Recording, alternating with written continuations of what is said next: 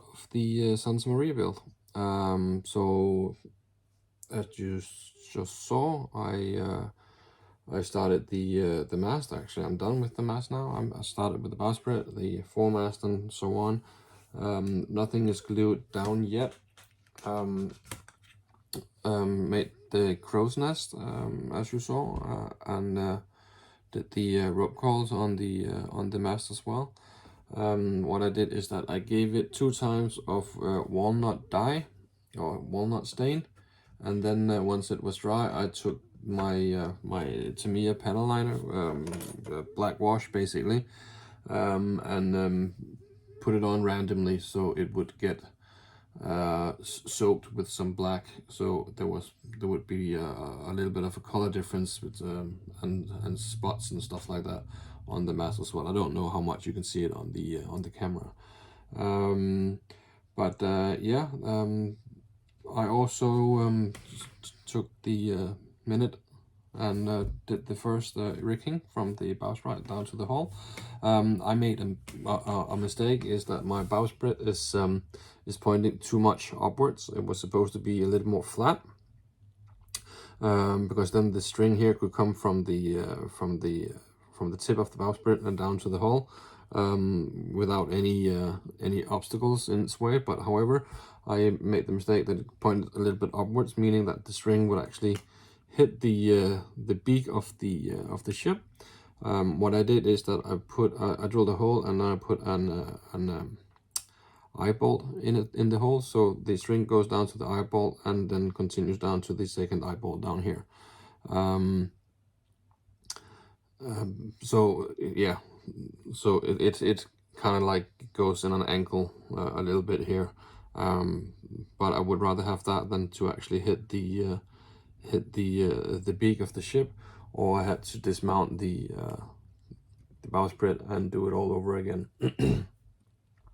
But it is what it is, I guess.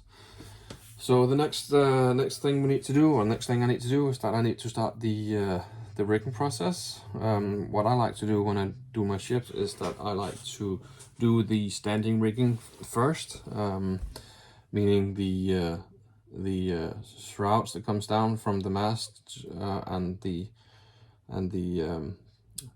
rat lines and stuff like that on the foremast and the main mast. And you also need to do something on the mizzen mast. There is no rat lines on the mizzen mast, just shrouds that goes down to the hull. And tie from here a rope from the main mast to foremast, and the foremast to the beak here as well, and also from the mizzen mast. So I like to go with the standing rigging first, and then I do the yards, and I actually sew my sails on the yards when I make them. So when I put them in, the sails are already in, just in the ship already, so I don't need to put on the yard and then tie, or then what's it called? Kind of like sewing the sails to the yard.